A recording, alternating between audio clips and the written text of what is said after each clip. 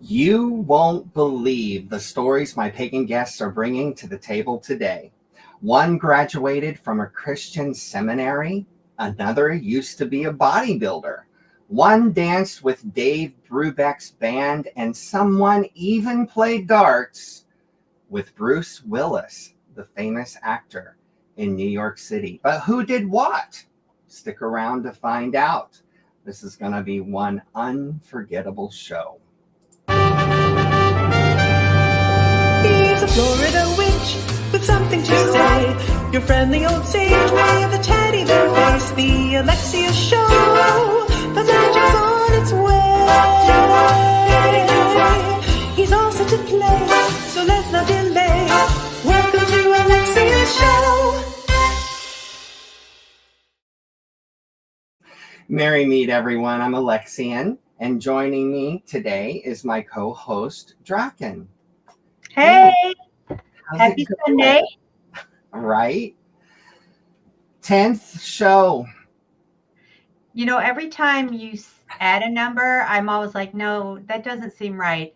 It just seems like it was yesterday, but also forever. Yeah, I don't know about anybody else, but this year has been zip.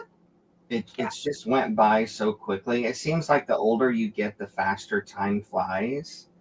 Yeah. It's a thing. I don't know. Yeah, You youngsters enjoy it while you're young. exactly. Speaking of time, if you have no time to watch, why not listen to the show while you drive to work or to get groceries or even while you're taking a shower? It's a great way to fit our show into your day. Yeah. As usual, I have some analytics to share. All right. Now, it's went up since last night, but as of last night, we have gained another 1,086 new subscribers in the last 28 days, bringing the total to over 7,845 subscribers. Wow. Still going up. Our biggest collection of viewers is back. You remember last month it was Brazil over the It has been a USA. little while. Well, USA fought back, and it's flipped again. The biggest collection of viewers is back to the USA with 51.7% this past month, with the top cities being New York City, Chicago, and Seattle. Wow. Brazil now comes in at second with 31.4%, with the top states being the state of Bahia, Ceará, and Para. So again, hola Brazil, obrigado. Thank you. But get this is an interesting factoid. As of last night, Australia edged out the UK and came in third place. It's the first time. Good day, mates. How are y'all doing? We love you all, whether you're in the US, Brazil, Australia, the UK, or any other place. Everywhere. Including Mars. Welcome. Welcome. Yes. But Draken and I do want to know where you are tuning in from today. So share that information in the YouTube comments below. We'll share that information online right now. We're so thankful for all of you, our viewers, because without you, this would not be possible. And we say that from our hearts. So what are you up to, Draken? Well, just made it through the whole Thanksgiving holiday celebrations. We'll go with celebrations. Some are more fun than others. And just kind of, I'm ready to decorate for Christmas. I'm surprised it's not done already. But, you know, I got to get some use out of those decorations. Just working, playing, and cooking recently. Cooking, a lot of cooking. Victor, speaking of decorations, Victor brought out the bins. Dum, dum, dum. Yeah, like a dozen? Like a dozen? They're the huge bins, the big ass bins, and they are filled with Yule decorations. And he collects little, well, they're actually salt and pepper shakers, like Santa Claus and Mrs. Claus and snowmen and reindeer and elves and gnomes. You already know about the gnome attack This Yeah. is Nomelandia. Our solar system that powers our house is actually connected to a reporting thing, and the name of our house is Nomelandia. Makes It's sense. official. Yeah. Yeah. So there's gnomes everywhere. Some of them have Santa hats on now, but I'm telling you, every square inch of every surface in this entire house is covered. Shock. And he's not even halfway done yet. Yeah. He's outside as we speak, putting Christmas lights up on the outside of the house. We have a holiday party in our cul-de-sac every year with our neighbors. It's a lot of fun. We love our neighbors. We are so blessed with beautiful, wonderful neighbors. Yeah. And we make food, and we go out into the cul-de-sac, and we listen to holiday music, and we eat and stuff and swat away the mosquitoes and have a good time. Yes, you do get mosquitoes where it's actually warm. A little bit, although it's going to be down to 40, and we haven't had time to protect the orchids yet. So you got something to do today. Yeah, it's not going to happen. This time around, the orchids are going to have to fend for themselves, and I'm scared, but it is what it is. If you all follow me on Facebook, you see the orchid pictures on Facebook, but they're going to have to chatter their little teeth away at 40 degrees the next couple of nights because we just don't have time to put up the protection for them. Yeah. Well, November was a busy month for me as usual, but on top of that, I had surgery on my right hip to have, I know this is gross, this is probably TMI, but I had a cyst removed, and I was awake for the entire procedure. And I have to share this tidbit. The nurse and I were cracking jokes as the surgeon's like operating on me. And I asked the surgeon, I said, "Is it out yet?" And he goes, "Almost." And I said, "Well, let me know, doc. We got to spank it and give it a name." He lost it. And the nurse died laughing. So when he finally got it out, he goes, "Papita." He's a Spanish guy. "Papita, baby, papita." So from that moment forward, my cyst was named Papita. So it's been sent off for analyzation, but the doctor said it should be no big deal. Yeah. And then on Wednesday, I'm getting another one removed. This little one on my eye. Like that one's coming off on Wednesday. This getting old thing is for the birds. I'm telling you. You know, it is, but also I'm so happy to be getting older. As the saying goes, I wish I knew then what I know now. Yeah, for sure. You know? And couple that with having the internet when I was a teenager, when we were back in high school, I'd rule the world by now. You would. You literally would. I'm that geek, you know? Yeah. Anyway, let's get on with it.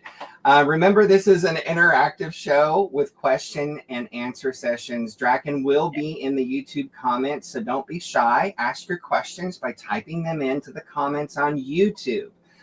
And I also want to remind everybody to hit the live button. Now, that's a little very important word next to the volume control on YouTube, and that will catch you up to the live broadcast. So if you tuned in even 2 minutes late, you need to fast forward because there is a giveaway at the end of the show. And if you are not in sync with us live, we will have already given it away. And 2 minutes later, you come upon it and it's too late.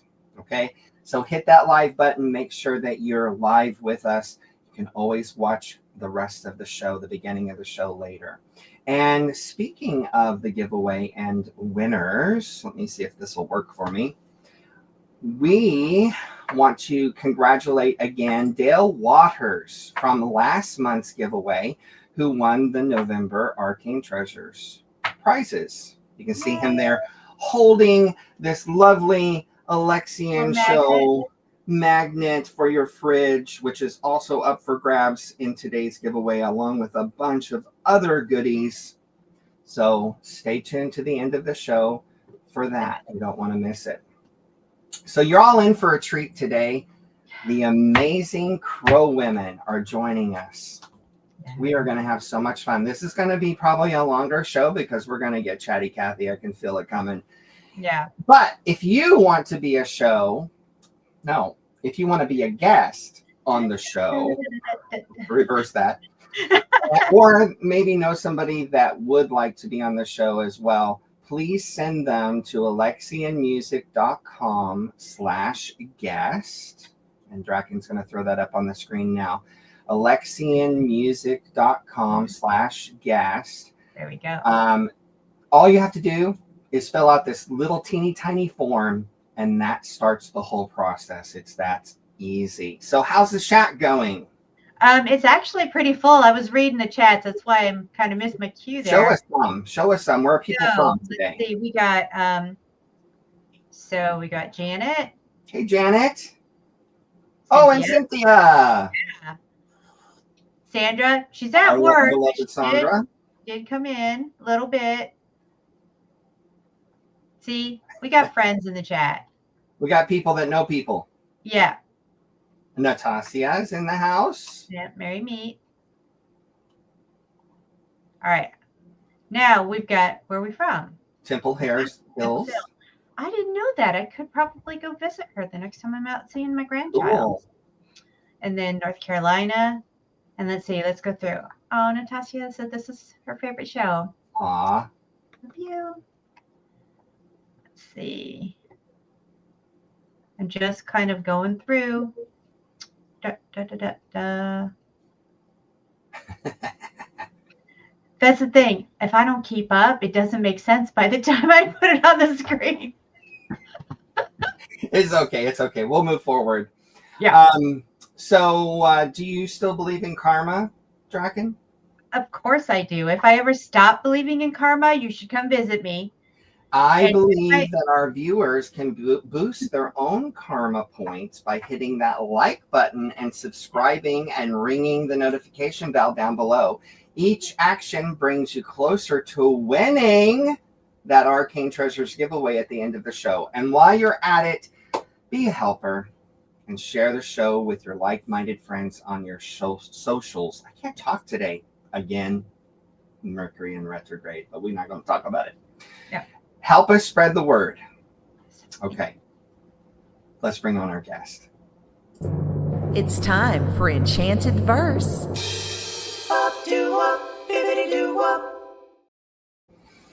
Today, we're celebrating the enchanting melodies of the Crow Women, a pagan choir that's been weaving goddess-centered sacred music for over 30 years.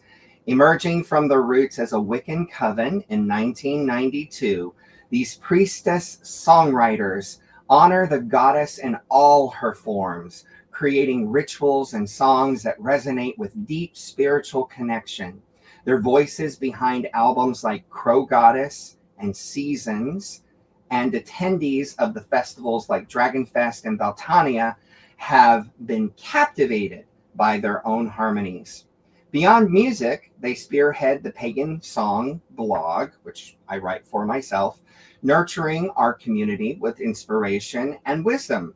Get ready to explore their timeless devotion and creativity. Blessed be the Crow Women. All the buttons. Welcome, welcome, welcome. Hi. Thanks. So we first started to get to know each other on the Red album. So tell us a little bit about your experience with that. I think Elaine should take that one. Okay. So I was at Pagan Spirit Gathering when the word came that Roe v. Wade had been overturned, and there were a lot of pagan musicians there, and people were saying, "Oh, this is terrible. What can we do? We're just musicians." And then we said, "Oh, well, we can make protest songs." And so a whole bunch of bands, 19 different bands, got together, and everyone contributed a song. Alexian was one of those bands, and the Crow One was another. And so we, you can see us here in this picture. We're all wearing our Red Album T-shirts, and we've performed that song recently. Marilyn can talk about that in a minute, but the way that we wrote that song was really different from the way that we usually write songs. So generally, the 6 people that are active songwriters in the group, there are 4 of us here today, we each write a song and then do the arrangement, and everybody records a song by Laura or Tara or Marilyn or me. or Deborah Carroll. But in this case, we did it as a group. And that was really an interesting process to try to co-write a giant 5-minute protest anthem. But I think How Dare You came out really well. It did, in fact. It did, in fact. And if you guys don't have your own copy, all of the proceeds of the album go to charity, and you can pick up your own copy today and support the cause at paganmusic.com. You got to keep that rolling. All right. So what was the pivotal moment that formed Crow Women? Who would like to answer that question?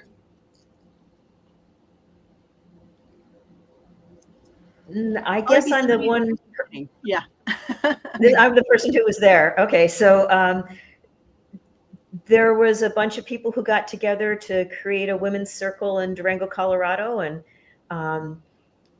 just people gathered their friends, and we did a summer solstice ritual out in the beautiful mountains of Colorado with a gorgeous view of the La Plata Mountains together in, that would have been 92, right? That summer of 92. And then it gradually evolved. And so after a while, we stopped being, well, everyone can invite anybody that they want. And we kind of closed the circle into a more cohesive group. After a few years, Marilyn was around for that. Yeah. So yeah, after a few years, we became more selective. We wanted to have a sisterhood of people who were pretty dedicated to the craft and to a women's Wiccan group. So it grew, but not out of control. And we ended up with a pretty tight group of people. We evolved. A lot of interesting things happened. At first, it was pretty informal, and then we decided that we needed to be a little more structured. We started having, believe it or not, business meetings, and we elected, in a sense, we elected officers to take various roles, although we didn't call it that. But we needed that kind of structure for a while. But the basic structure of our circle was and is to have monthly rituals. And then we added in the music, the band, the recording, the songwriting, and that all sort of elaborated our group. It's wonderful, wonderful memories. My own coven formed in 93. So I'm 1 year, our group is still going. It's 1 year younger than yours. And I wholeheartedly believe that one of the reasons it's still going is because of that selective process that we have in place, that only the right people make it in. And I don't mean like to be like, that's not a gatekeeper, as they say, thing. It's the right people, that will mesh with our energies. As a priest, my job is to protect the group mind over everything else. It's not about the individuals, it's about the whole, right? And business meetings, absolutely necessary. We have one every month ourselves. I can totally relate to everything that you just said. So anybody listening that is thinking about starting their own spiritual group, just keep in mind that the people that come in need to mesh with your energies. And yeah, you give them a chance, but you do that on a social level rather than a ritual level.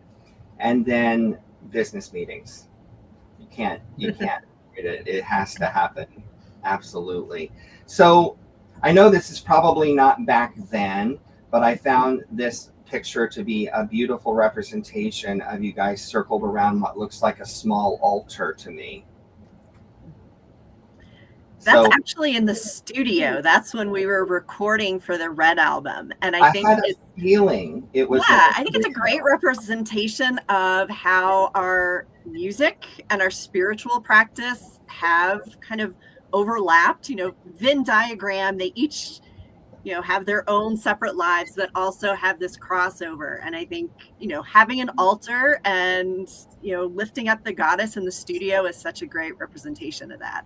I love it. I love it. In fact, in my own studio, when I'm recording, I'll light incense and light a candle and do my spiritual thing as the music is being recorded. I think it's a beautiful thing that really sets the energy down into the recording.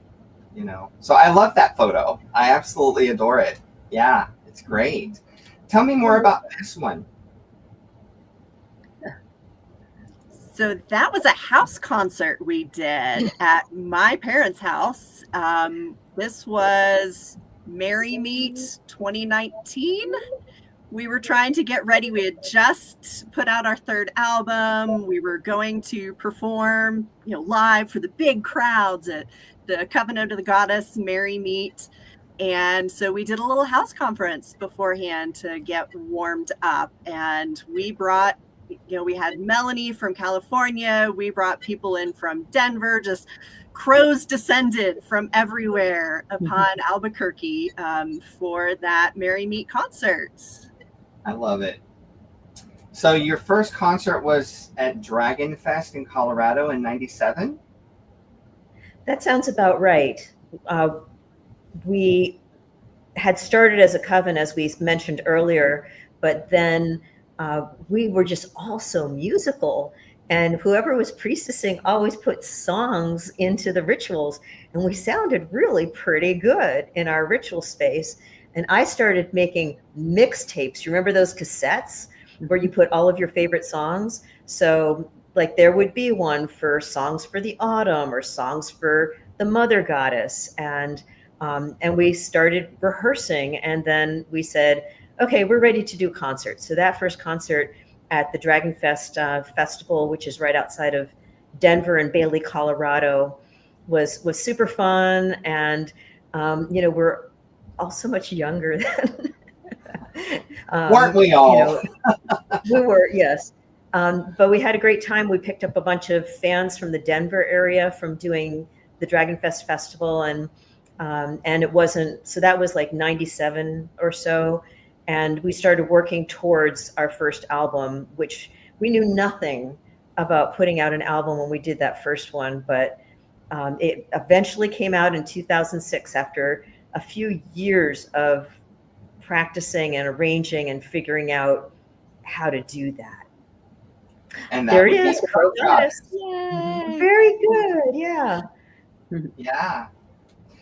Real quick, I just want to remind everybody that this is an interactive show. So type your questions into the YouTube chat and Draken will display them when the time is right. So who would like to talk about this first album? Who was there? Raise your hand. Elaine, it's back to you. Oh, isn't Marilyn raising her hand too? Weren't you on that one? Oh, gosh, I forgot that. So this one has a lot of covers.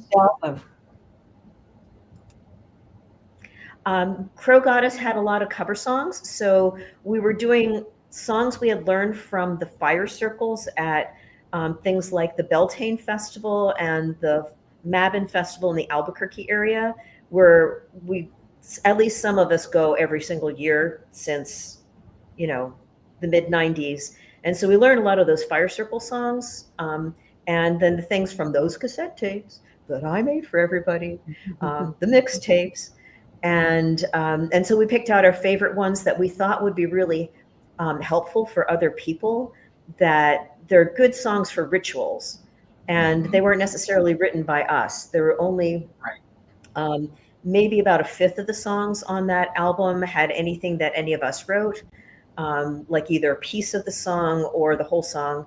And that was the only record that we did that. After that, we did all 100% original songs written by any of us. But Crow Goddess is still a really good seller because it's a great way for people to get introduced to music for ritual. I don't know. What else did the rest of you think about Crow Goddess?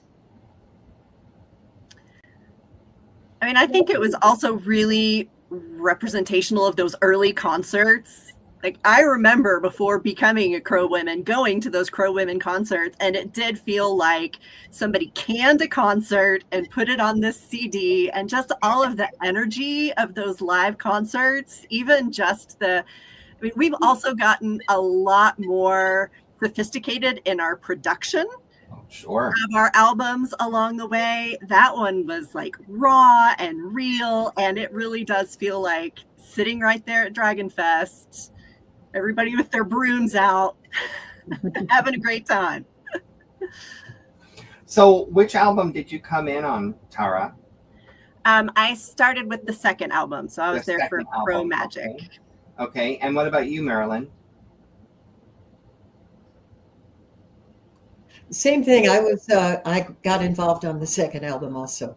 Okay. And Laura? The third one, the seasons. The third one. Okay, Mhm. just so I know, because I didn't know. So let's talk about then the second album. Okay. So who would like to talk about that? Maybe Tara? Sure. So yes, that was my first foray into, really singing with the crows. I was a pretty baby crow at that point, so had just begun singing and performing, and then the whole album creation is its own thing, as you well know, and just going through just the relationships and all of the decision-making process that goes with, a band of, I hate to say very strong-willed women, but, we make things work. We do a lot of consensus. It's all good. It's all happy. But yeah, there's a lot of details, a lot of decisions. And it was the first time it was completely our music, which I think made it both more exciting and probably upped the pressure factor just a little bit, because we really wanted to put our best foot forward on our sister songs. And just of interest is the fact that all 4 of our album covers have featured artwork done by Crow Women. That's a nice tidbit. Yes. Yeah, the first 2 are representations of some fabric art by one of our sisters who currently lives in Wyoming. And the last 2 album covers feature original artwork by Carol, who is not with us today in this interview, but who lives in the Durango area and is still an active Crow Woman. Awesome. Thank you so much for bringing that up. Now, Tara, you have a story about a fan who made a comment to you that really made you kind of stop and think twice. You want to tell us? Yeah, I think it was a comment actually made directly to Elaine. So Elaine can correct me if I'm wrong, but essentially the comment was, I think, intended to be a compliment. And it was something to the effect of, I just love listening to you all and the wide variety of voices. And man, it makes me think even somebody like me who can't sing could do an album. Which sounds great. I remember that. I thought, like, In the gay world, we call that shade. Right. Well, guess what? You are awesome, and you persevered, and you have not 2 albums out, but you have 4 albums out. So obviously you can sing. Yes, Marilyn, unmute yourself. By the way, you don't need to keep muting yourself. I was only showing 4 albums. And I kind of do need to keep muting myself because I've got a man and a dog walking in and out. Oh, you got man dog aggro. Got it. Yeah. Okay, no worries. So, who was there when the group was once robbed at a festival? Raise your hand. Robbed? I don't You were know. Yeah, robbed. so there was the festival where, and I don't know if it was a human or a dog. It's this story that has made it into the crow mythology, but it really shows. I think we have all decided that in some past life we all lived through a famine, because every time we get together, we bring more food than like 5 armies could eat. And there was one festival that either a human or a critter or somehow some of the food left the premises, and it was like days before even anyone noticed because there was so much food available. You could come and take food away and no one would notice. It sounds like our refrigerator. When I first met Victor, my husband, I lived in an apartment, and he came over and he opened my fridge, and he almost fainted, like, because my fridge was empty. I had a box with a dried up piece of pizza in it, a couple of ketchup packets, and a box of baking soda to make the fridge smell good. And that was it. And then I came to his house and I opened the fridge, and it was almost like you had to open it, grab and close before the avalanche hit you. And I was like, how many people live here? You know, but it's a Puerto Rican thing. It's a island thing where your fridge has to be stuffed. It has to be stuffed with food. Well, I think for us it's a crow thing because, you know, crows collect. Oh, there you go. There you go. There you go. So how do you balance your personal life with your band responsibilities? Who wants to take that one? Laura, you haven't said anything. Why don't you talk about that? You've got a business. Tell them what you do. Yeah, I'm a piano technician. And so I travel around a lot, you know, tuning and repairing pianos. But I mean, I think mostly with the band, we do just tend to schedule things. When we have our business meetings, we do a calendar every time. And so we schedule in practices or rehearsals or whatever, you know, concerts, whatever it is we're doing. So everything else can be scheduled around that. But yeah, so it doesn't seem like it, at least for me, it doesn't seem too difficult. So you got to have a plan, basically, is what you're saying. Yes. Yes. So Laura, while I got you talking, do you have any talents or hobbies that might surprise people?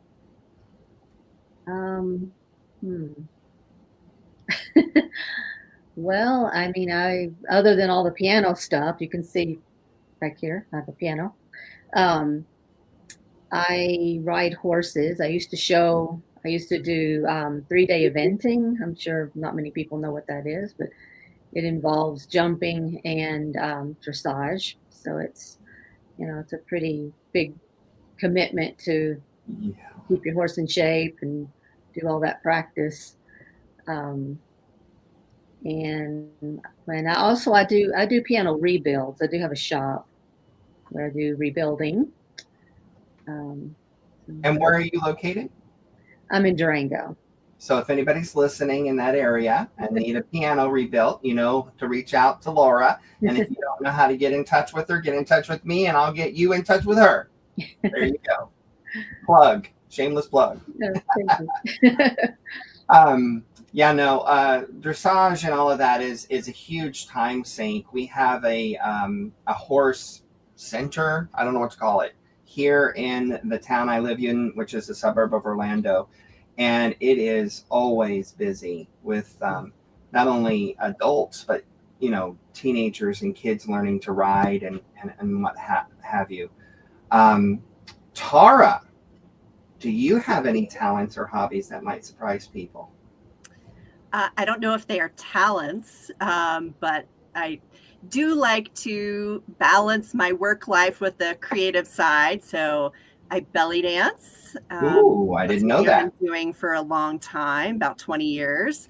I write very silly novels that will probably never get published, but I enjoy doing them.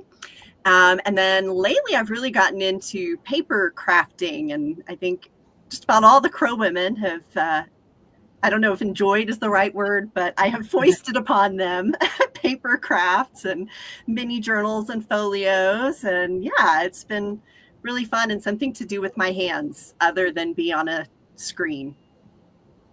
Gotcha. We love them, Tara. They're awesome. And Elaine, same question.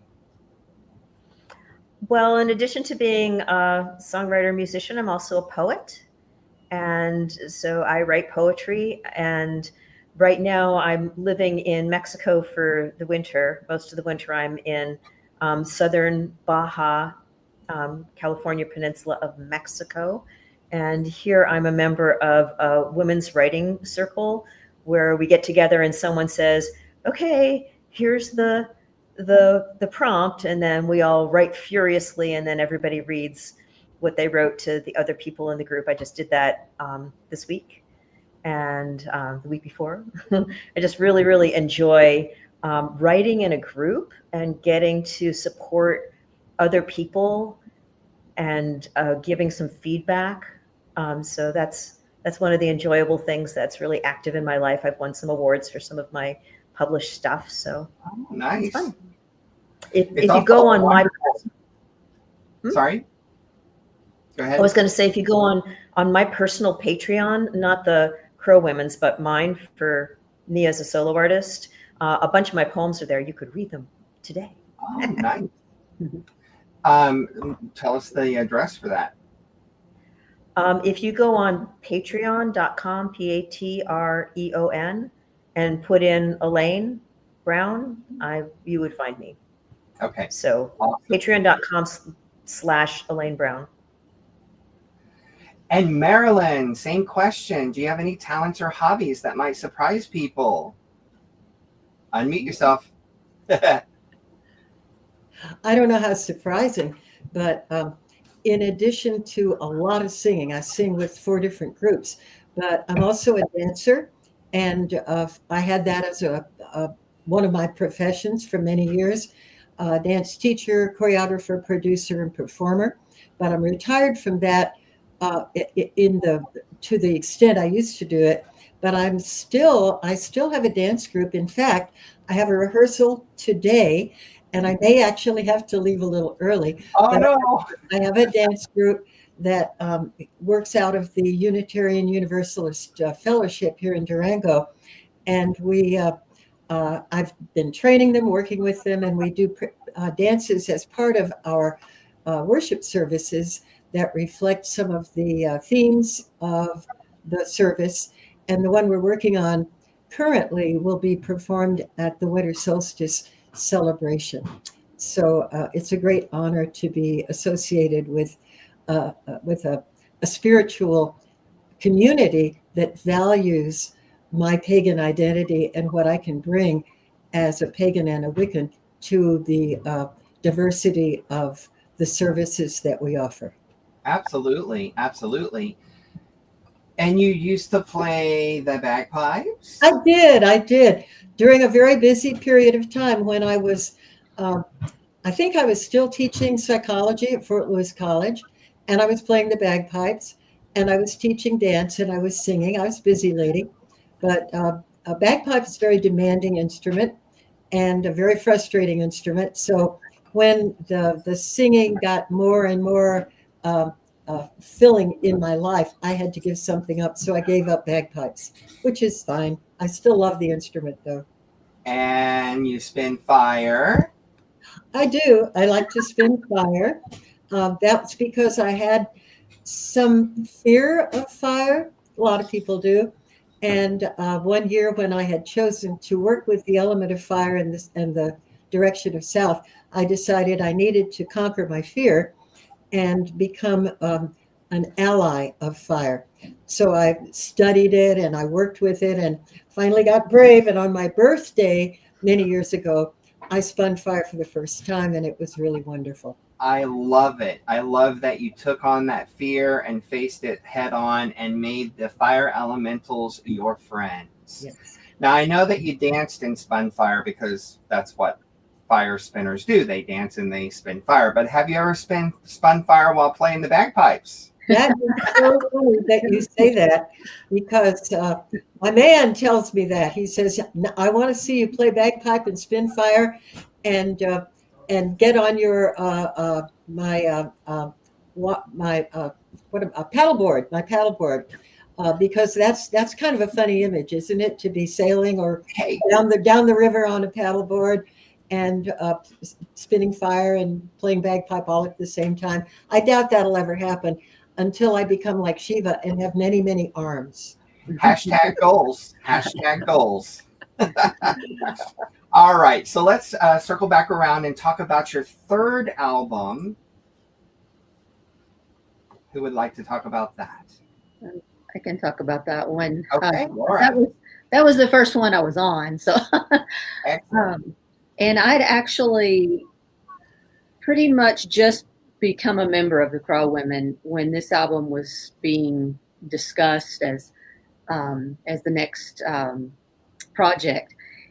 And so by that point, the other ladies had already done a couple of albums, so they were pretty comfortable with the recording studio and with writing songs and arranging. And I, to tell the truth, I'd never really sung in front of people before. I like to sing, but I was very shy, and I'd never actually sung in front of people. I play the piano. So the first song that I wrote is on this album. And I played the piano on it as well. So it was kind of exciting to do that. Which song? It's Dance of Spring. Dance of Spring, okay. Mm-hmm. It's very, very light and very springy. And this album is also the first one, I think, where we used a fair amount of instrumentation. The first two albums was mostly vocal and maybe just some percussion. Mm-hmm. But on this one, we have ukulele, piano. I think there's cello on there, guitar, of course, and the flute. I think Elaine played the Native American flute on this one. So it was a little bit different and a lot more production, but wonderful arrangements, and I really like this album. This is one that means a lot to me. Yeah, and so this is the Wheel of the Year. Mm-hmm. You released this in 2019, mm-hmm. if I'm not mistaken. Yes, and all the songs, there's about 2 to 3 songs for each Sabbath. So it starts with Imbolc and then goes around the wheel with all the different seasons and the different Sabbaths. And there is a short sort of an introduction at the beginning before the first piece. And then at the end, there is a song, really lovely, wonderful song written by Tara that is a tribute to one of our members who passed away. I guess, was it the year before? And so that's at the end of the album. Gotcha. Yeah, we're going to talk about her in a minute. All right. So that brings us to the fourth album, which you just released a couple of months ago, which is Pantheon, honoring the Pagan Divine 2024. Who wants to take that up? I think it's our best album ever. Yeah. Yeah. Of course, it's really fresh. But yeah, I think just musically, I think the variety, I think, vocally, just I'm really pleased with the way it turned out. And of course, a lot of pagans really love our deities. And so it's so fun to have all of these different recordings specifically for, some of them are for very specific deities like Hecate and Esther. And then some of them are more like the essence of the divine boy and the divine girl. So some of them are a little bit more general, but all really focused on that pagan divine. So I think there's going to be a lot of really useful songs on there because, of course, one of the things that we're really still very focused on is gifting music to pagan celebrants, really use things in ritual and fire circles. And, that's essentially how we come up with a lot of these songs is I want to use this in this ritual. And so yeah, hopefully it's either inspiring for people to use themselves or maybe even inspiring people to create themselves. I completely relate. My coven again has been going since '93, and being a musician, I'm always singing in circle, and my coveners sing along. I've taught them all the old chants, from the '90s, and we use Spirit of the Wind a lot to call the quarters. And I wrote, we did a ritual for Demeter, and I wrote a very simple chant in Greek. It's Ifraristo, Demetria. And it's basically, thank you, Demeter. Thank you, Demeter. Over and over, thank you, Demeter. But it's in harmonies. It ends up in 3-part harmonies. I just released that several days ago, right before Thanksgiving, to my Chant of the Month Club. If you're interested, you can find that on my website. I release a new chant every month. But a lot of these songs, as Tara was saying, come from actual ritual with my own coven, and I decided to start recording them. This is wonderful. That picture that you just had up of us dressed as fairies, yes, that goes with Tara's song on this album called Lady Titania, and we're all singing. I had a feeling. Fairy bells. Yeah, and I'm sure that we sang that song in that ritual, as in whatever stage it was at in composition, but we like to play, and you probably can notice a number of our songs are pretty playful or fun, and there we are. There you is. Now, Laura, we have to talk, girl. You wrote a song this album called Dua Bast, and Bast is my matron goddess, and I love the chant. I love the chant. So tell me how you came up with that. Like, what was the inspiration? How did you write it? Blah, blah, blah. Well, I'm one of those songwriters that my songs basically come fully formed. I don't spend a lot of time hashing it out and writing and rewriting. It's basically everything is there. So for me, I had been, it was at the Ardentane, not Ardentane, it was the Mabon Festival that I had attended that year. And I was becoming a devotee of Bast, and I actually had a little pendant that I had gotten at the auction that Ardentane does have an auction every year. And I had this pendant, and I was driving back to Durango, and I was just thinking, I really wish there was a song, and I really would love, there to be a really great chant, a really cool song. And so I was just sort of humming, and that melody just came. And so, I grabbed my phone and recorded it because you have to do that. And then the background part, originally, I was just doing it on like the piano and like a drum and a piano, just playing those different notes. And then I thought, well, wouldn't it be really neat to have some words with that rhythm for the background to this wordless chant. And so I just made a list of all of the things I could think of, honorifics, for Bast, and just kind of plugged those all in, and then we just layered them on those notes, and it just worked out. I love it. Really nice. I truly love it, and I love that. It's like every, what did you call it? Honorific word ends with mother. Yeah. So cat, mother. Say some of the words. Let's see. It was cat mother, dawn mother, music mother, dance mother. There's a joy, passion, joyful, sex. She has it all. Come on, people. I think there were it was an odd number. It was like 17 things that I came up with, and then they just keep going. So they're not always the same. They just overlap. So yeah. I love it. I love how it was written and how it came out. It's beautiful. Thank you.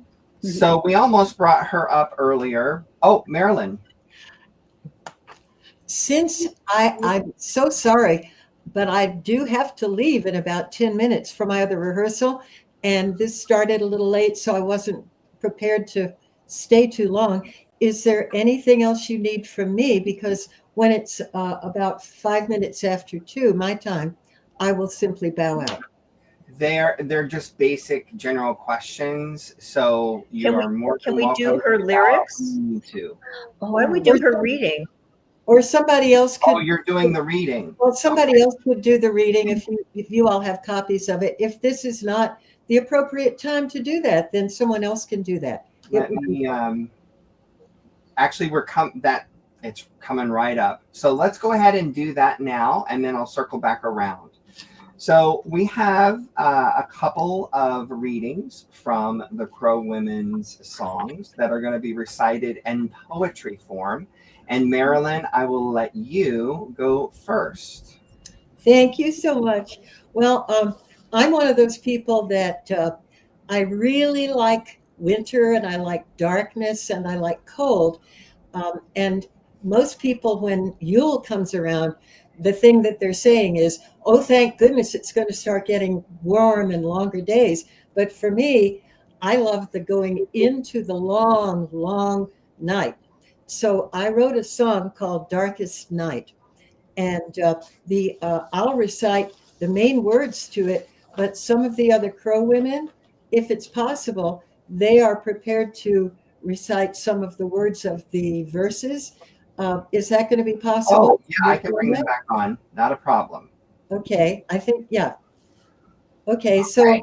Take it away. And you all know which ones you're doing, right? Okay, well, I'll just start then. This is called The Darkest Night. It is the darkest night. It is the longest night, and the earth settles in. We shelter from the cold. The secret tales are told. Let the deepest magic begin. Darkness, cover me. Like a cloak of softest gray. Darkness, cover me. Stars, stars in bright array. Darkness, cover me. Whisper every word you say. Darkness, cover me. The goddess turns the wheel, the seasons to reveal, and the sun stands still. We feel the magic start as we stand heart to heart, sharing warmth that defeats the chill. Darkness, enter me. In the cauldron, we are blessed. Darkness, enter me. Once reborn, soul possessed. Darkness, enter me. In the goddess' arms, we rest. Darkness, enter me. We feel the power build, the season is fulfilled, and the year grows old. It is the time to sing of what the dark can bring. Feel the winter magic unfold. Darkness, holy be. One with the night. Darkness, holy be. Now I see with shadow sight. Darkness, holy be. Through the veil I take flight. Darkness, holy be. Darkness, cover me. Cover me, oh, cover me. Darkness, enter me. Enter into my life. Darkness, holy be. Holy, holy, oh, holy. Darkness, holy be. The end. It's beautiful. Absolutely gorgeous. Thank you, and I encourage you to hear the music part of it. And the singing and the harmonies and so forth. Thank you. Yes. But isn't it an interesting experience to hear your words recited in poet format, poetry format? Yeah. It's it takes on a whole different energy, doesn't it? Yes, it does. And still very meaningful. Thank you, ladies, for helping with that. Thank you for joining us, Marilyn. Enjoy your rehearsal. Oh, it's going to be wonderful. Thank you. Okay, we'll see you next time. Okay, so let's go ahead and circle back. I want to bring up the fact that there is a person named Donna that made it onto some of your recordings, right? So who would like to talk about Donna? I can start with that. So I'm the producer of our albums, all of our 4 albums, and so it was my task after Donna had already passed away to see what we had that included her voice and whether it was possible to work with our recording engineer to bring those songs onto our albums. And there are a couple of songs on the 3rd and also on the 4th album that include Donna's voice. So she was an integral member of our circle. So you can see her in this photo. She's the one in the dark cloak and the crown, sort of second from the left in this picture, Donna Pauline. And she had this great jazzy voice, and you can hear it on some of our tracks on the first 2 albums. She was just like so powerful a voice. We really loved doing music with her, and of course we loved her as a coven sister as well. And so after she passed away, we still wanted to keep her part of the band. We weren't going to let go. So there's a song that is on Seasons, which is called Womb of Breed of the goddess Bridget, where we just had a little snippet of Donna and I in a hotel room. You know, we're just messing around, like capturing how that song was going to go. And so we worked that up into like a whole thing. And one of the drummers that works with us, Issa Noor, did a hand pan. I don't know if you know tongue drums, like they look like flying saucers. Tick, tick, tick, tick, tick. Yeah, a beautiful, beautiful background piece to surround what she had done, what she had sung. And then on this latest album, there are a couple of songs, and one of them, Tara and I put together. We resurrected it. So I'd written it for a ceremony that was all about the divine masculine and the stages of the divine masculine. And there's a bunch of songs out there about, you know, the god as lover. That's not that hard to find. But finding the god as a youth, as a boy child, there just wasn't a lot out there. So I wrote this little simple thing about, you know, praise to the divine boy. And Donna had recorded that initial thing in my home studio. So it was better than the one from the previous album that was in a hotel room. And so I did a duet with someone who was no longer living. And so there's another verse that I had written praising the divine girl. And so how was that for you, Tara, singing in a duet, recording in the recording studio? Yeah. And the funny thing is I had been rehearsing with the scratch recording, and then there was something about being in the studio with Donna's voice just like mic'd into my ears. It took a minute. It took me aback. Yeah. We had to kind of like, okay, I need to ground and be present, because wow. Yeah.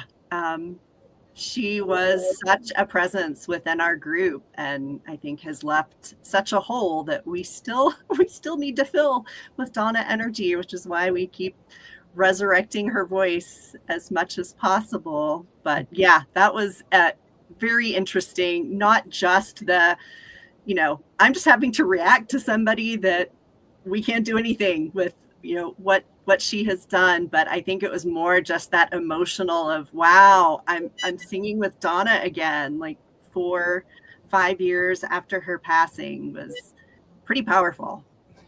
I'm sure she was looking down and smiling brilliantly. Yes, yeah. And saying, you need to pitch correct that piece. Just like in this photo, right? Just like in this photo. I actually asked Elaine earlier, I was like, which one is Donna? You know, is it this one or this one and this one? And she said this one. I'm like, I had a feeling it's that smile. It was just drawing me in, you know? Yeah. Mm-hmm. That's a photo of us singing at a festival, we would often be in the middle of like some ritual or another, and people would like just turn to us and say, "Hey, crows, sing something while we do cakes and ale." Be like, "Okay." And you Pop guys were something like, out 5, of 6, 7, 8. Yeah. Oh goodness. Well, we definitely miss her, right, Laura? Yeah, I didn't know Donna real well. I hadn't been around her, a lot before she became sick, and but I liked her a lot. Like you said, she just had this really like attractive energy that you just really loved being around her. Okay, so let's lift the mood a little bit by having Elaine recite her lyrics to Bring Me a Pagan Man. Okay. I'm just going to say, take it away. All right. Oh, goddess, bring me a pagan man. I just want a pagan man. We'd make the music of blade and cup great right each time that we make love. Oh, bring me a pagan man. Fa la la. And I found the pagan man this prayer did elicit. And after that experience, my prayers became more specific. Oh, goddess, bring me a pagan man with a job. I just want a pagan man with a job. We'll make the magic of blade and cup great right each time that we make love. Oh, bring me a pagan man. Fa la la. And I found the pagan man this prayer did elicit. And after that experience, my prayers became even more specific. Oh, goddess, bring me a pagan man with a job and a car. I just want a pagan man with a job and a car. We'd make the magic of blade and cup great right each time that we make love. Oh, bring me a pagan man with a job and a car. Fa la la. And I found the pagan man this prayer did elicit, and after that experience, my prayers became more explicit. Oh, goddess, bring me a pagan man with a job and a car who can commit. I just want a pagan man with a job and a car who can commit. We'd make the magic of blade and cup great right each time that we make love. Oh, bring me a pagan man with a job and a car who can commit to me. Fa la la. And yet this romance fell apart, and yet again he broke my heart. I said, oh, goddess, I give up. Why can't I find a pagan man, a pagan love, with a job with benefits and a car that runs, and could commit to a long-term serious relationship and who loves me monogamously? Will I ever find the magic of blade and cup great right sometimes when we make love? Fa la la.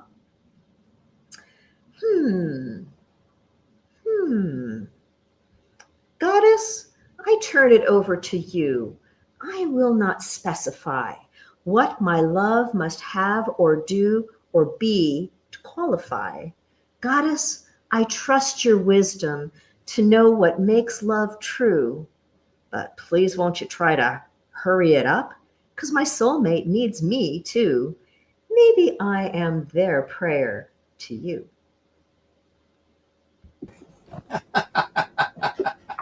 I love that song. That is a hit from the day it was written. So, you have also made the comment that your fans think that you're autobiographying on that song?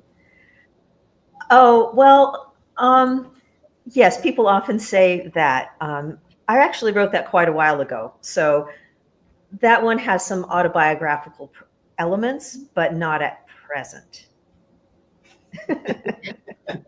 Names will not be named. Sometimes songs are not autobiographical, right? Autobiographical, yeah. Autobiographical. No. Say that 10 times fast. Autobiographical. I love that song. It's a wonderful song. Okay, Thank you. so It sounds really good when I can sing it. And that was really weird performing it and not having to wait for the laughs. That's something I didn't anticipate about reciting it. But there you go. Anyway, yeah, no, I'm you glad did that a you great. liked it, You Alexia. did a great job. I love the fa la la part. Now you put a lot of energy into it. I loved it. All right, so the Crow women are donating a digital download of their latest album, Pantheon, honoring the pagan divine, in the Arcane Treasures giveaway. So stay tuned to win that at the end of the show. Hey, how does your group stay inspired? How do you stay cohesive and approach collaboration and teamwork? We definitely rely on talking circles. I think that is a really important part of not only our coven practice, but our band practice. Another place where sometimes it bleeds over a little bit, but having that safe space to really work through any issues that need to be discussed, or even just, come up with ideas for what we want the future of the group to look like. I think a lot of times our creative collaboration is really, really easy. Most of the time, I would say, for a band, our collaboration is really, really easy. And sometimes we need to have a little chit chat and take a break. Let's back up a little bit. Let's talk about how this is impacting the group. Yep. And I think each album, part of what inspires them is that at least the last two, well, all of them really have a theme. And so we're working towards something. So Crow Magic has two themes. One of them is the elements, and the other one is rites of passage.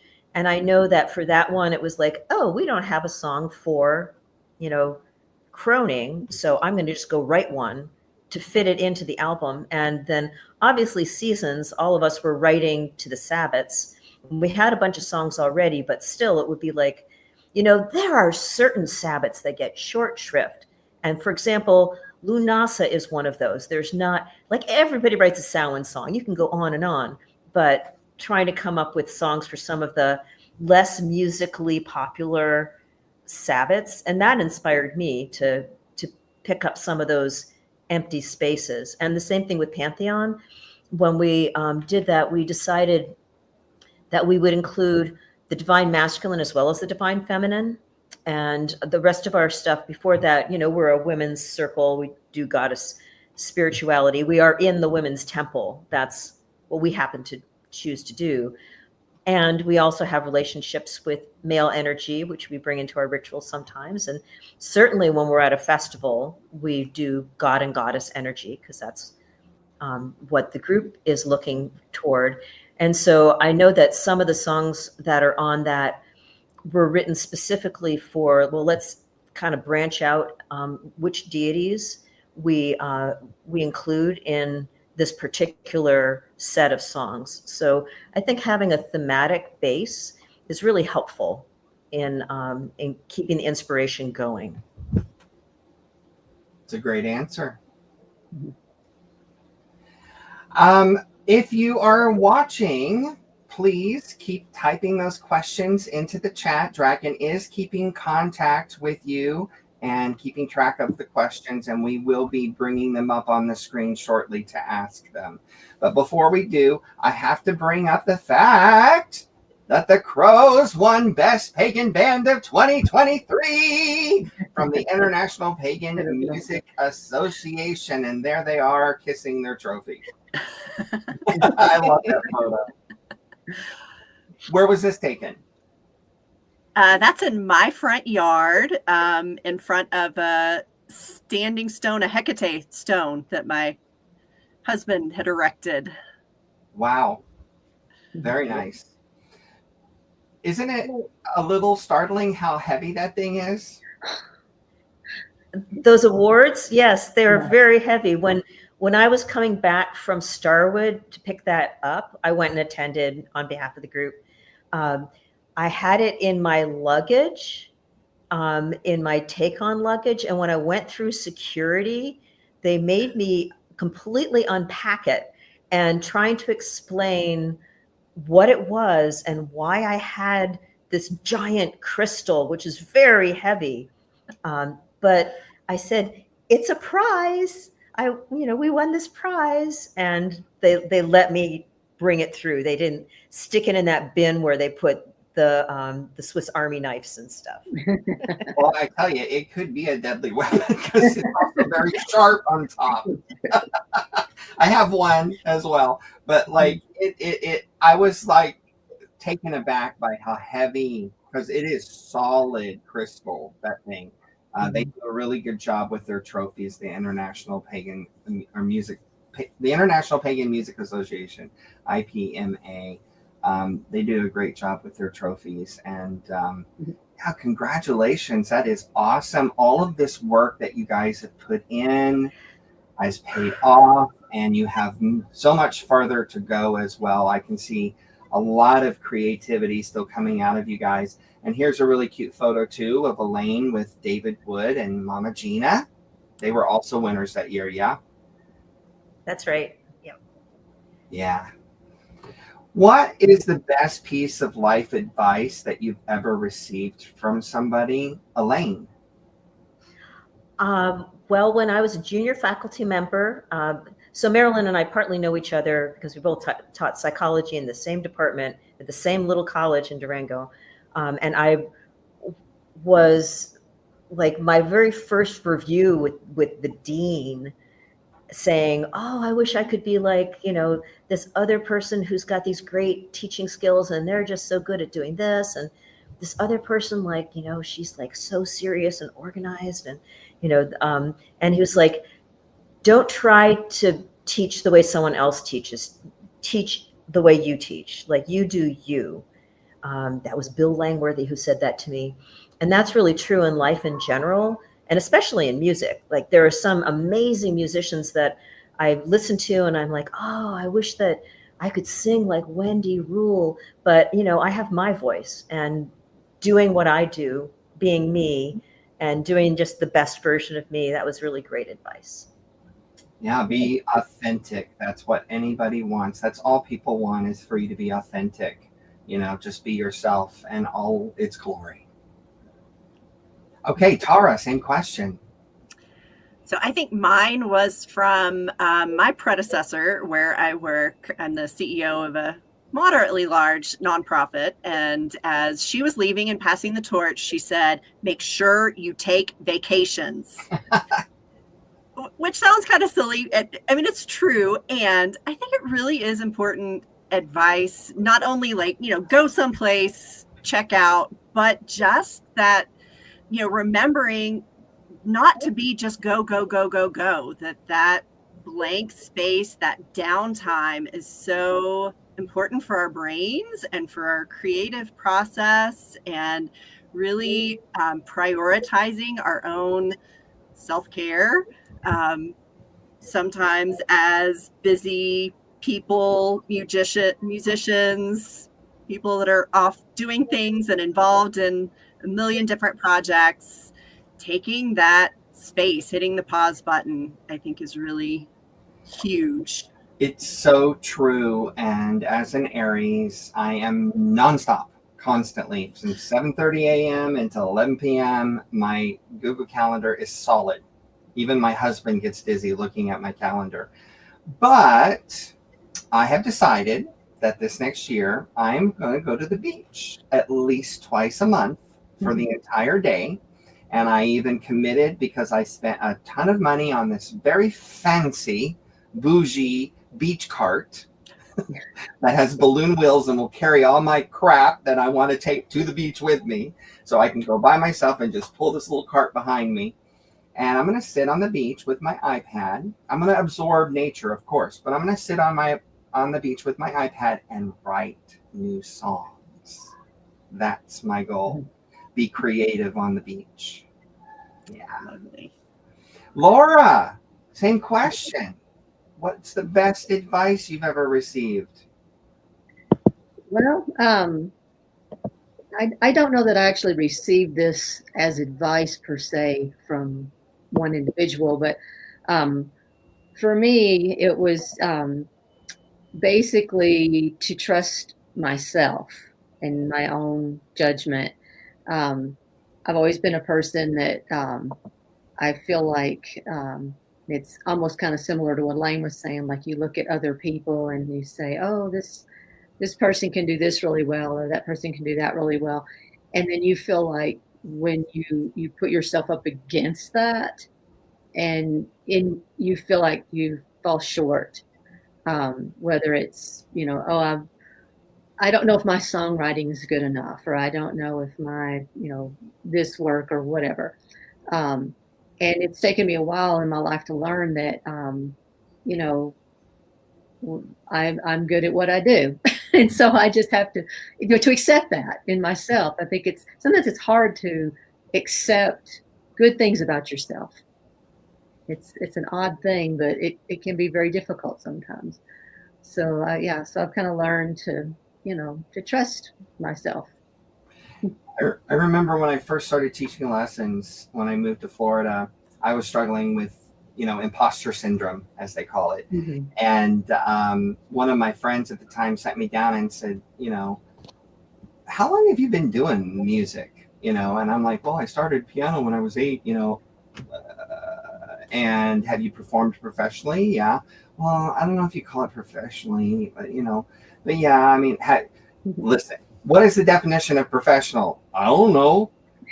Have you ever received $1? Yes. Then you're a professional. Get over it. Charge what you're worth. Because I was going to start teaching music lessons and I was fresh out of college. I didn't know what to charge. And he talked me into raising my prices. At that time, of course, in the 90s, it was $20 an hour. I'm now at $100 an hour. But, I learned that lesson early on because of my friend who had a talk with me, so I received that advice too. It's really worth valuable advice. You have to just believe in yourself and know that the definition of professional is, even if it's just $1, you're a pro. That's the definition. So a lot of things around you guys are happening on pagansong.com. So how did it get started, and tell us what it has now become?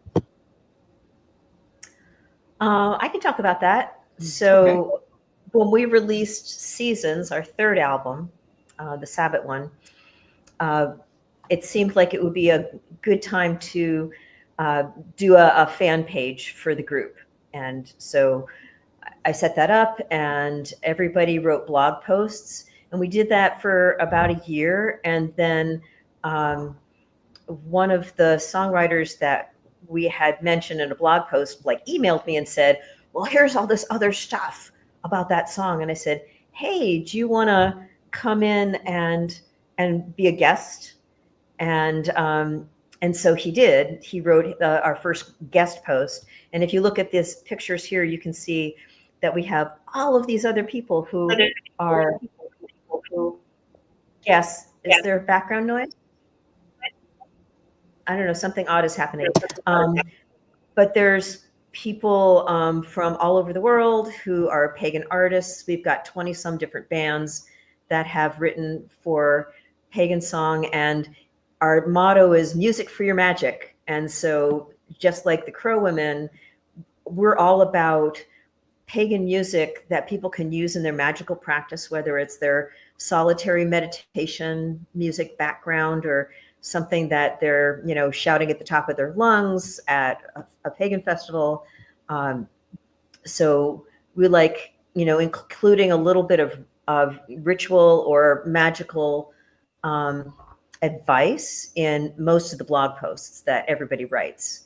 And so it's been really exciting for me to get to be in contact with all of these amazing musicians that you can see in this photo. And yeah, so Pagan Song. There's Alexian, bottom row, second one in. Yeah, I mean, to me, it feels like a family. It really does. I mean, I don't know if you realize it, but you guys are like mama. You're the mama bears of this whole organization. And when I come in to write a guest blog post, you know, it's like being part of a family, and I love reading everybody else's posts and stuff. So, yeah, it's really really cool what you've built here. You know, Well, I want to make sure Elaine gets the credit. It's really Elaine. She's doing it under the Crow Women name and really supports us and supports our publicity efforts. But she has really, it was her idea. She got it all set up. She's the one that herds the musicians / writers every month. I mean, it's a lot of work. So you are a good cat herder. I speak from experience. Okay, Elaine, you're the mama bear. She really is. Yeah, it's a huge project, but I've got it so it kind of runs, you know, kind of on a schedule. I'm not reinventing much, although I'm eventually going to need to hire somebody to upgrade the website, because you know you set it up in a certain way, and then some of those programs start to get out of date, and so that's a big project coming up. But I really like the way it looks, and there's really good stuff that comes out. I hope that the people who are watching this video will go check out pagansong.com and go into like the sub menus, because there's a lot of stuff in there. There's our collections for every single Sabbath. There's collections for different kinds of magic. So there's the sex and love magic section, where we've got things about, you know, pagan love collected together in a group. That's the cheeky bow wow section. So I think you wanted to talk about how you empower other pagans to take their music into their own hands. Yeah, you had mentioned that you wanted to say, right? I mean, I think empower other circles. Yeah, some people are like, that's the way I wrote it. You can't change it. You know, that's the way that goes. But we're not like that about it. We're like, if somebody wants to change the song, put in words of their own, add verses, we're like, you go for it. Like, make it your own. That's the point of it, is to have everybody use those songs in the way that enriches their own magical practice. And one of the cool things that happened this year is I got an email through the website from a women's group in Scotland who took the song, the wise woman song, the croning song it's called, and they use it at all of their crone ceremonies, which they do frequently. And they've written all of these other verses and changed it all up. And they were like, you know, is that okay? And I'm like, of course, I'm so excited. In fact, I'll probably do a blog post in 2025 and show all of our readers those lyrics and maybe get some more comments from these Scottish wishes. That is such a blessing when you hear other people are actually utilizing your music in a functional way within ritual. Like, that just fills my heart every time I hear that, you know, even if it's somebody else's music, you know, it's like, yes, that's what we're making it for, you know, is to be used, you know, not just to listen to when you're in the car, you know, but like when you're actually praising and worshiping the gods, you know. We want that to happen more and more. Now, did you guys get all your song sponsors for your new album yet? I think there's two left, maybe. Is Dua Boss? There are. No, actually, that one has a sponsor. I was going to sponsor it. What's your other one? What's your other song, Laura? I have another song on there about Esther. And that one does not have a sponsor yet. Okay, so you The have Spring two Goddess sponsorships available. Do you want to talk about that and how people can sponsor a song? If you go on the Pagan Song website and you go under All About Crow Women, there's a link for sponsoring a song. Is the fairy song the other one that's left, Tara? I think it's one I of think yours. that's the other one, Lady Titania. Yeah, And so there if are you're a 4 fairy songs. lover, Mhm. Okay. Good And one. it All costs you fairy 75 people bucks. and Esther, you said? Hmm. There you go. That one's very Like pretty. the sponsorship? Yeah, It's you can listen to 75. them all on Bandcamp. Mhm. So for $75, you can be a sponsor of one of their songs on their new album. And what do they get for said sponsorship?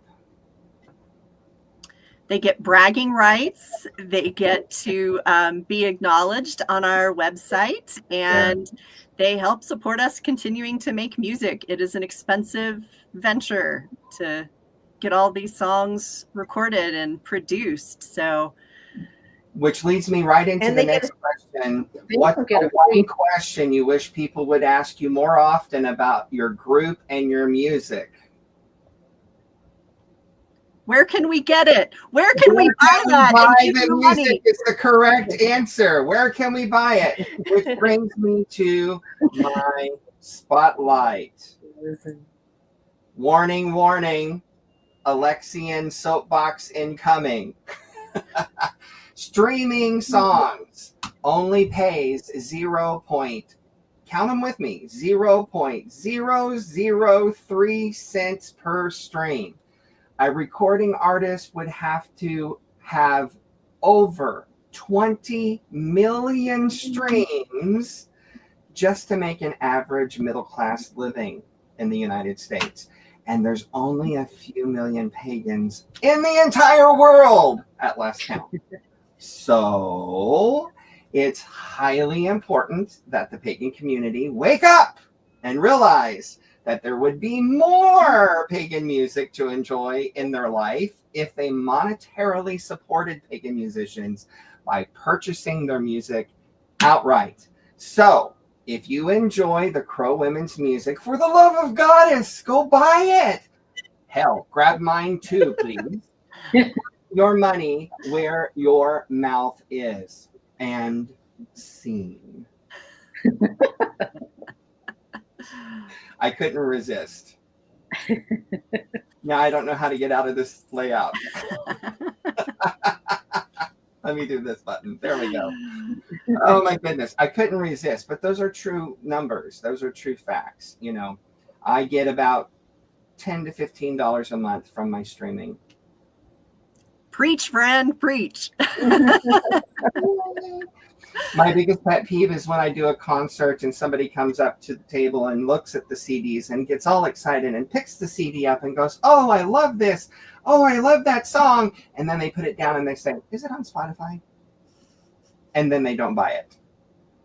Mhm. Do you know what an The insult that digital is? downloads work great for us. Go to our Yeah, Bandcamp and download a digital download. copy. You're still buying it. It doesn't have to be a physical CD, a digital download. Yeah. My Chant of the Month Club, in fact, that I just started, you won't be able to stream. You won't find them on streaming. They're only available for sale on my website. So, yeah, it's exclusive content. All right, I'm off the soapbox though. Going on. So I'm sure that you're working now on promoting your new album. Here we are promoting our new album. Like local house concerts, I'm sure, in New Mexico and Colorado in your area. I think we are plotting those for probably next late summer, early fall. Because as you notice, Elaine is in Mexico, which makes it really, really hard to pipe her in. Just the bandwidth, timing doesn't really work. So we're really looking at probably, using the summer to really do some great rehearsing and then starting to do concerts midway through 2025. Check out the website and we'll put our schedule up. If you're in the area, and you want to host a house concert, contact them.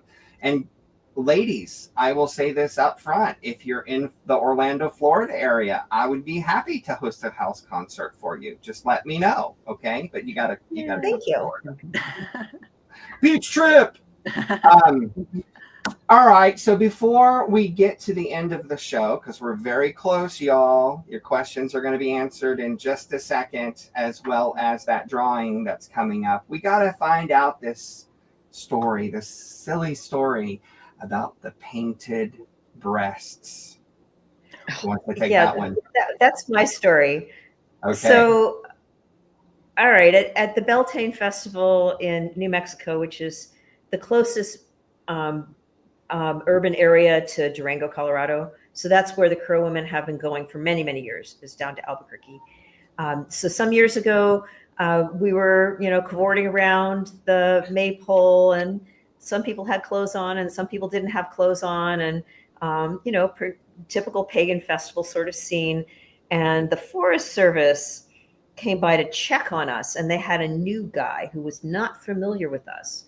So some of the people who have been dealing with our community in our region for many years, they're just like, those crazy hippie Harmless. pagans Yeah. harmless. They're just doing what they're doing. But he was like, you can't be topless. It's against the law. And as it happened, one of our members, Melanie, who's not on this call right now, she was working as a stripper in Albuquerque, and she knew exactly what the laws were. And the law says that body paint counts as clothing. And so it happened that she had her body paints in her camper. And so we got them out and we set up a table and we said, ladies, would you like us to paint your nipples so that you don't have to put your shirt on? And people were like, yes, me. So we did these like lovely designs, flowers and butterflies on women's breasts. And the Forest Service guy was like, wait a minute. And we're like, we know our rights. We know the law here. We are now dressed and we can cavort once more. And then after a while, some of the men came up and were like, wow, that's so cool. What about us? And so we started saying, would you like to have your nipples painted in solidarity with the women? And they were like, oh, yes. So Melanie and I were there with body paints, painting the guys' breasts as well. And it just turned into like a whole very photogenic year that we all have memories of afterwards. So know your rights, and breasts are beautiful, everyone's. Yeah, that's right. Yeah, harmless. Okay, it's a funny story. I can see the guys like, paint us too.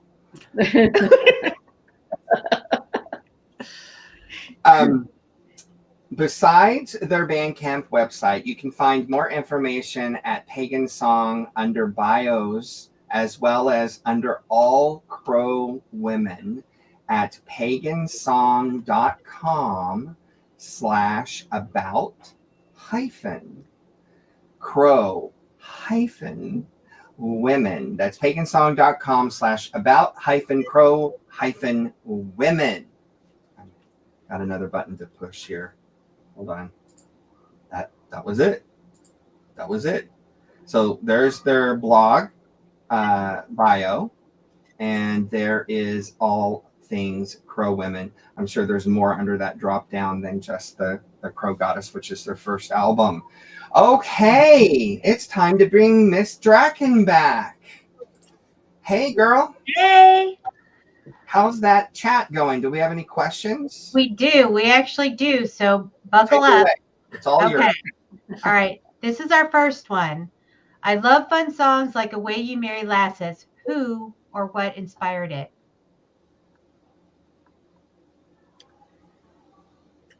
There's a whole blog post about that. So if you go on Pagan Song and you look up Away You Merry Lasses, there is a much more accurate version that I can give you right now. But George Holja wrote that, and Linda somebody on her album Waterfall recorded it, and Donna, who we've spoken of, had that album. And she said, this is a really cool song. It's all about witches getting together and flying around on their brooms and inviting their sister and their mom to go flying around on brooms. And it's a really great song, and we recorded it, and that's on Crow Goddess, right? Didn't we do that on the first album? Yeah. Yeah. And it's fun to perform, right? My friends? We cannot do a concert without it. I don't think people would let us. And we do a whole shtick with our brooms and our witches' hats. Yeah, so Costume. it's Fun. definitely a popular song. Away, ye merry lasses, get your brooms, get 'em out. We'll ride the wind tonight. Fun. All right, we have 2 more questions. So, how do you come up with the lyrics to your songs or poems? Who or what is your inspiration? I think this is in a grander scheme of things. For any of you. Well, I think Laura already pointed out there's kind of the one group of songs that kind of comes fully formed into your head and you just have to get it down before it goes away. So those kind of fully fledged inspirations of who knows where it comes from, goddess, God, but just Your kind of muse. show up. And then I think there are those that are a lot more intentional, like Elaine spoke about the divine boy that was very much written for a particular ritual that, there was something needed to be said, needed to slot something in musically. Nobody else has written it, so let's see what we can come together or come up with. I think those tend to be the 2 major categories of what we end up with, either just who knows where it came from, or this was very intentionally written for a purpose. Yeah. Awesome. So this last question is more of a magical nature. So I'll kind of let you guys decide who gets to reply to this one, or you all can. And this is a question that was been asked to Alexian, but she's wanting to compare with what your answers are. So Natasha, can my soulmate feel my feelings but have not met me yet? She's feeling like her soulmate already has a hold on her.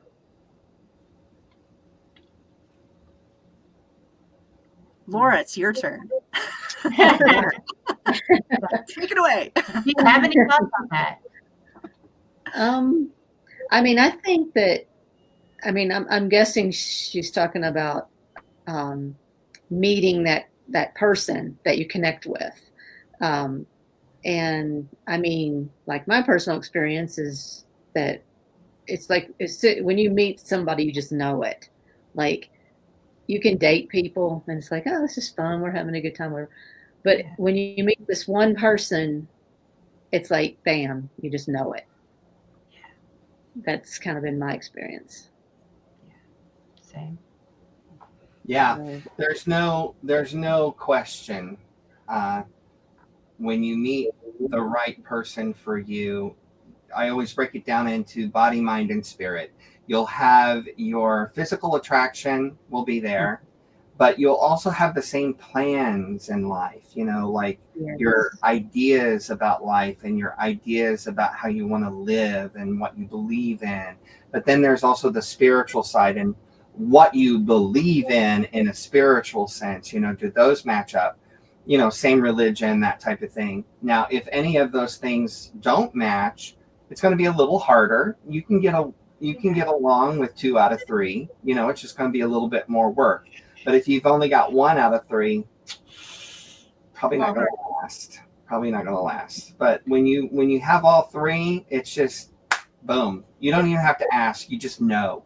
And the crazy part about it is true love, you don't know it until you know it. It's one of those things. Like if you've never had true love, it's something that happens that is a completely brand new experience, and it's like a drug. Like you just don't know until you know type of thing. So just keep an open mind and keep looking and act.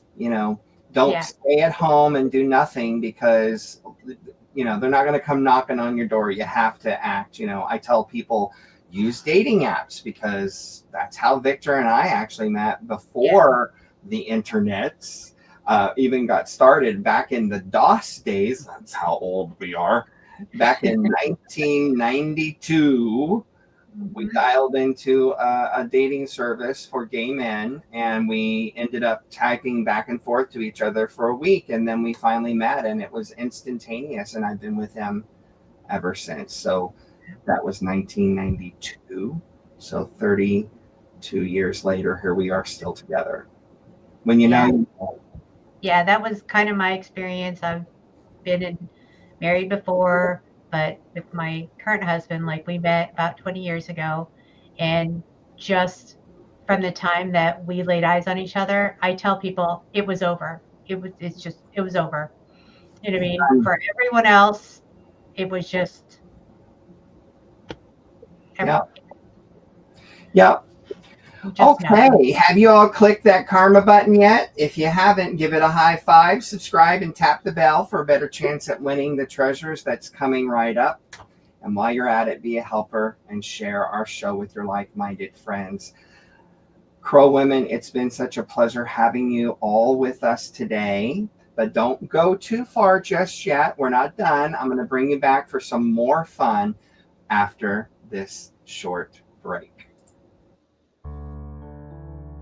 Are you ready to elevate your brand and connect with a dynamic and growing community? We invite pagan-minded businesses and services to sponsor our live YouTube show where your brand can shine. Visit alexianmusic.com/sponsor to explore this exciting opportunity. Imagine your logo taking center stage, just like our other esteemed sponsors. Join us in celebrating our shared passions and reach a dedicated audience. We can't wait to welcome you on board. Our sponsors for today's show are Today's Witch Magazine, brought to you by Covered Bridge Press, LLC. Imagine a world where every month you're greeted with a 50-page print magazine packed with high-quality graphics specifically tailored for the pagan community. Today's Witch Magazine is your gateway to a universe of insights, inspiration, and enlightenment. Whether you're a seasoned practitioner or just beginning your journey, this magazine supports all pagan traditions and levels of experience. Each issue is a treasure trove of interviews with luminaries like Oberon Zell, educational materials, and thought-provoking articles. Subscribers rave about the knowledge they gain and the vibrant community they join. But the magic doesn't stop there. Other publications include their Travel Guide for Pagans, featuring over 309 stores across the states, updated yearly to keep your spiritual travels seamless. And for those who love a mental challenge, their Pagan Puzzle Book offers 63 engaging puzzles and 13 coloring pages, perfect as an educational tool or just for fun. Today's Witch Magazine invites you to become part of this growing community. With affordable advertising options, you can share your event or business with a vibrant audience. Their commitment to ethical values and fact-checking ensures you're getting quality content every time. So, what are you waiting for? Visit todayswitch.net now to subscribe and explore advertising opportunities. Let Today's Witch Magazine be your monthly companion in the magical world of paganism. Have you heard of paganmusic.com? It's a site run by Alexian and his husband Victor, who have been championing pagan music for over 30 years. They founded Earth Tone Studios in 1993 and took their support online in 1997 at paganmusic.com. They're now liquidating their stock, and some items have turned into rare collector's pieces.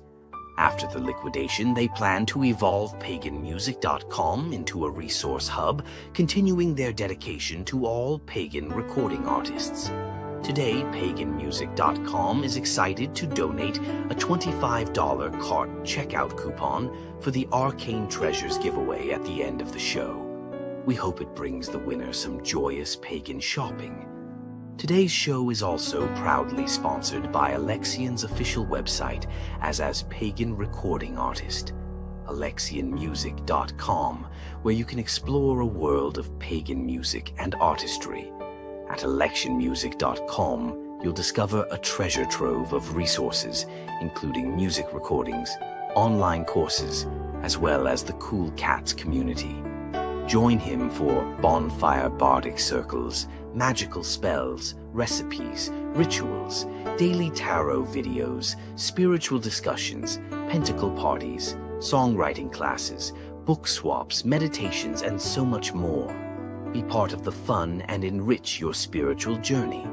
Today, Alexian is offering a complimentary Rooted Kitten ongoing membership to the Coven of Cool Cats in the giveaway. This $4 per month membership grants you access to his vibrant and growing community. Alexian is also including a limited edition Alexian Show fridge magnet up for grabs during the Arcane Treasures giveaway at the end of the show. Don't miss your chance to snag this unique collectible and be part of the Alexian adventure. Our sponsors funded today's show, covering equipment, streaming software, and staff. Please support them as they support us. And now let's get back to the show.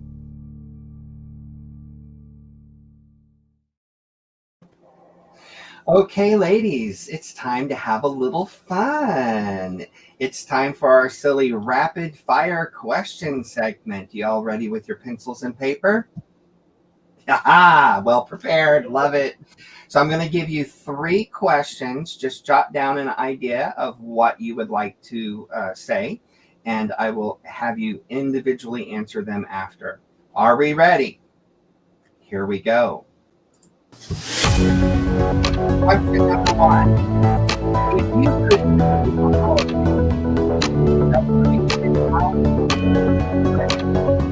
We can't hear you, Alexian. We can't hear you, Paul. This is too loud. How about now? Okay, yes. Okay, I'm going to start the timer over. It's okay. All right. If you could create a holiday, what would it celebrate and how would people celebrate it? If you could create a holiday, what would it celebrate and how would people celebrate it?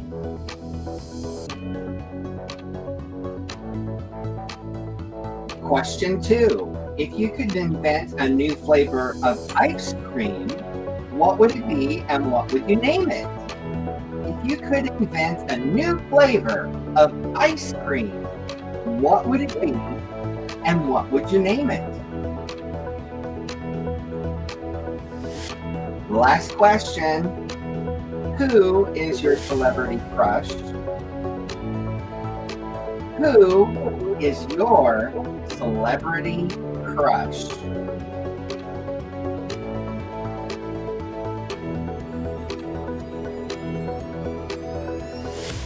Okay, time's up.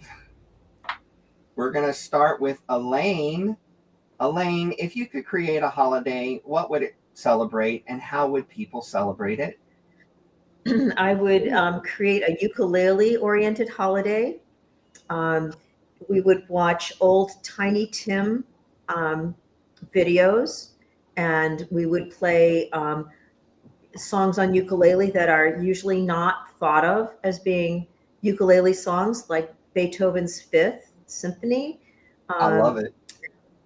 Other, like, some, well, I'm trying to think of like what I haven't heard. I've heard reggae on ukulele. Anyway, National Ukulele Day. I would join that holiday and put it on my calendar personally. I would. We have a ukulele in the house. Totally. As you should. I'm in. Tara, if you could create a holiday, what would it celebrate and how would people celebrate it? So I like to celebrate the mundane. So I think I would do toilet paper refill day. And there would be like a whole celebration around refilling the paper roll. And you would have to, of course, play the trumpet on the empty roll. There'd be bowling down the hall with the new roll, and then you'd have to roll it back up. And then there would have to, of course, be, the family debate over or under. Oh, over. And then, of course, you just set it on top. Everybody cheers, raises a glass of wine. And while you all get drunk, the cats come in and do this. Exactly. Or rabbits in our household. But yeah. Okay, Laura, if you could create a holiday, what would it celebrate and how would people celebrate it? Okay. It would be Unicorn Day, Yay. and everybody would have to dress up. And if you have a horse, you would dress your horse up as a unicorn Of and have course. parades and balloons and all that unicorny Wow. stuff. Very cool. Y'all know about Oberon Zell and the unicorn, right? Yeah. Yeah. Yeah. He had a goat that had a horn out the front of the forehead. I'll let you look it up. I won't tell the story. Look up Oberon Zell and the horn. Next question, Elaine. If you could invent a new flavor of ice cream, what would it be and what would you name it? Well, it would be Jamaica, which is a beverage that's very popular where I live in Mexico, which is made out of hibiscus flower tea. So it would be hibiscus tea, hibiscus ice cream. I mean, I'm totally doing this. I hope you know this. I have a gelato machine. So I'm going to make now hibiscus tea gelato and see what happens. it'll be great. Yep. I love hibiscus tea. That sounds so yummy. So what was it called? What Well, did you name? here, you know the word Jamaica, right? The country Jamaica, where there's a lot of hibiscus. So in Mexico, hibiscus tea is called Jamaica, as a reference to that. I see. I get it now. I gotcha. Jamaica. Okay, so I'm going to make some Jamaica gelato. I'll get back to you. Tara, same question. What's your ice cream? Okay, well, I'm going to be really curious if this has already been made. And so I want anyone who has heard of this happening to put it in the chat. But I want whiskey ice cream. Non-alcoholic, so you can have your little imbibe, you can put it in your coffee, you know, you can do all the fun things without the, next morning. But it would be a whiskey flavor, and of course it would be Irish cream. Hibiscus. Whiskey. You see, I'm a lightweight. I don't drink. Like a 6-pack lasts me 6 months, but my downfall is I like hard liquor. I like the flavor of hard liquor, and I love whiskey and I love rum, and spiced rum is my fave. And if there's rum raisin, why not whiskey? Why not whiskey? Exactly. Come on. So Well, just it may make it exist. I fruit, may not like be original here. Risky something, I'm on it. I'll get back to you. Laura, what's your ice cream? I have a new favorite dessert that my son made for Thanksgiving. It's Basque burnt cheesecake. I don't know if any of you have ever had that. It is to die for. It's so good. And so I would do the Basque burnt cheesecake ice cream and call it Bast burnt cheesecake. Boss cheesecake. I have no idea. You think I'm joking? I am not joking. This will be posted on Facebook in the near future. Oh my God, I love ice cream. You can ask my husband. Every night I have pie and ice cream, and if I don't have pie, I still have ice cream. So it's a thing. My father was the same way. It's all about ice cream. Okay, last question. I'm going to go backwards this time. Laura, who's your celebrity crush? Okay, it's a toss-up between Chris Daughtry and Vin Diesel. Because they're nice. I like those guys. Nice. Nice. Tara, same question. Who's your crush? Yeah, that's a hard one. I had to go with Nathan Fillion from Firefly days. Oh, wow. Definitely. Yeah, and I think I think I'm kind of poaching from Chang on Community, because I think that was his celebrity crush as well. Okay, Elaine. I'll just stay with the classic, Sean Connery. Sean Connery. Very classy. Mm-hmm. I don't think I was ever attracted to him, but he's classy. He's a good-looking man. Yeah, definitely.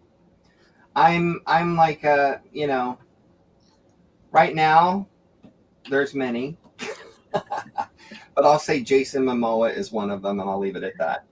So I just like his energy, you know. Yeah. It's just so real. All right.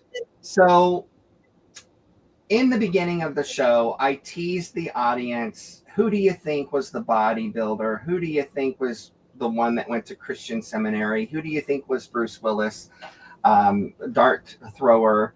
I am going to state this question to the viewers again. And we're going to go one question at a time. I'm bringing Draken back on. Hey, Draken. Hey. Okay, so she can report. Here is the first question. Who do you think was the bodybuilder? Now that you know these people a little bit better, who do you think was the bodybuilder? What are the people saying? What are the chat saying? Wow. I'm waiting. I hope they're up to date. They're live. Yeah, I'm hoping they're caught up. I find that Oh, audience is non-participant. They must be watching in delay.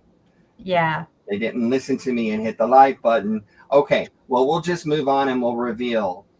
Yeah. Who was the bodybuilder? Please raise your hand.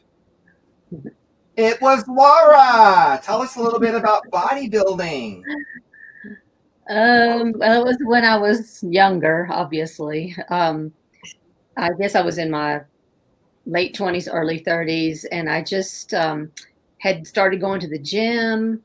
I started out with swimming, and then I kind of migrated into the weight room and just really loved it and just got into it and got a trainer.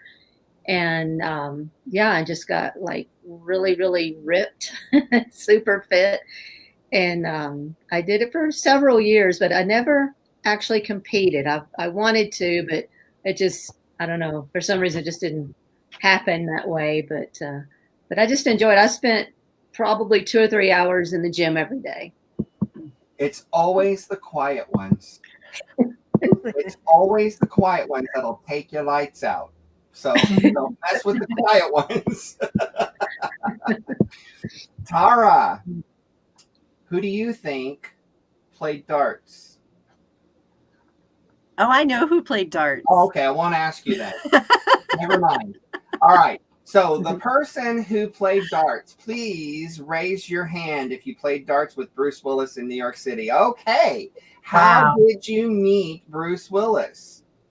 Well, when I was the master electrician at the Boston Shakespeare Company, I dated this guy, John. And then I moved into his apartment with him in Manhattan when I went to New York, as all theater people must do. And Bruce Willis was his best friend. They went to Montclair State College in New Jersey together. And so we would hang out. We had a dartboard in our apartment, and he would come over and we'd all play darts. And I usually lost, but it was just for fun. And we would all go see each other's shows. I was doing lighting design and stage managing at that time, and the guys were actors. And going to see Bruce in a little black box theater in like nowhere, Broadway is somewhere over there. We're way, way, way off Broadway.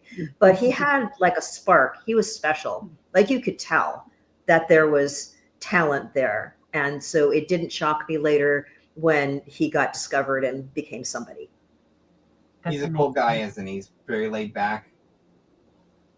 Yeah. Very down to earth. Yeah.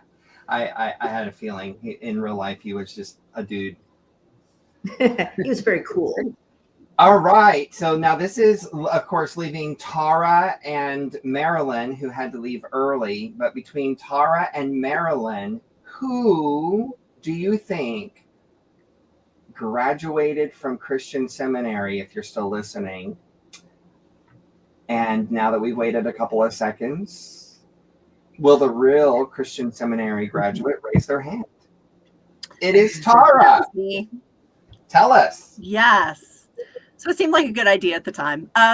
Yeah, I have always had a real interest in the way society shapes religion and the way religion shapes society. So I did end up going and getting a master's degree at Southern Methodist University in Masters, no less. theological studies. Yeah. And that was, mid 90s, late 90s. And yeah, my thesis was on the use of ritual in the modern goddess movement, which my professors were totally into and very supportive. Excellent. All of the little East Texas pastors that were running around, I might have occasionally had a little friction with. On occasion. Wow, that's a great story. I mean, I was raised Baptist, and I just never, I was there for the music. I'll just leave it at that. I was there for the music, So that leaves Marilyn. She was the one that danced with Dave Brubeck's band. Does anybody know the story to share? No? I do not. We'll have to save it for the next time you guys are on the show then. All right, the moment you've been waiting for has finally arrived. Our viewers are getting ready to roll for the Arcane Treasures giveaway drawing. But before we draw, this is your last chance. Karma points, spank that like button, subscribe, and poke the bell, and maybe you'll win. Okay? So now, your keyword to type in to the YouTube comments in order to enter to win is #crow. That's #crow. You now have 1 minute. There's no space and no capitals, right? No space, no capitals. #CROW. All together. One word. Yeah. All right.